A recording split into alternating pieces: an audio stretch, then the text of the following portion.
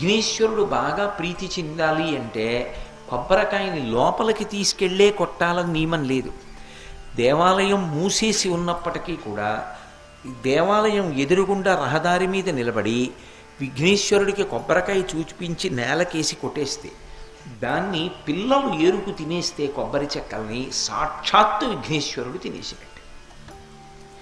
ఇది ఒక్క విఘ్నేశ్వరుడి విషయంలో మాత్రం మినహాయింపు. మిగిలినవి ఎవరివైనా సరే లోపలికి తీసుకెళ్ళి కొట్టాలి.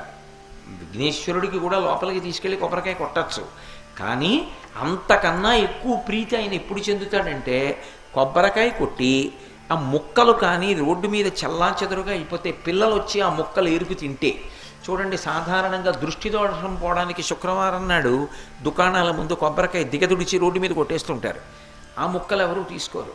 కానీ విఘ్నేశ్వరుడి గుడి ముందు మాత్రం కొబ్బరికాయ కొడితే అది పిల్లలు ఏరుకు తింటే స్వయంగా విఘ్నేశ్వరుడు తిన్నట్టు. అది ఒక్క విఘ్నేశ్వరుడికే అన్వయం.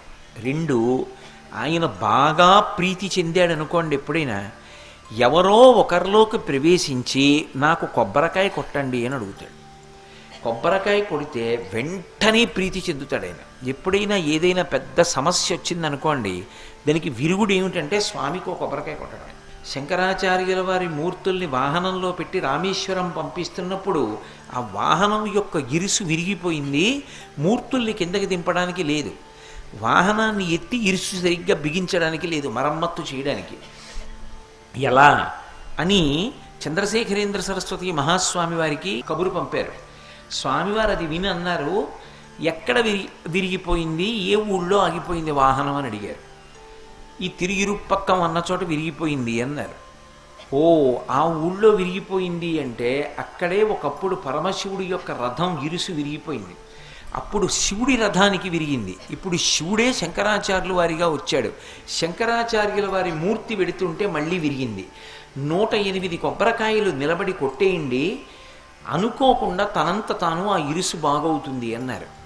వెంటనే 108 కొబ్బరికాయలు తెప్పించి ఆ అరుచుపక్కం క్షేత్రంలో విఘ్నేశ్వరుడు యొక్క దేవాలయం ముందు కొట్టారు.